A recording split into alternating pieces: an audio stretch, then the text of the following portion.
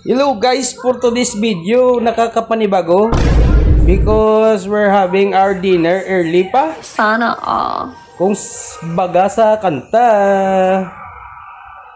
Sebang alas 4 dapat niya po ako. Karena alas 6 huragok na ako. Mag alas 3 manilig na ako sa store ka na. Store ka na. Ang galing! Ang galing!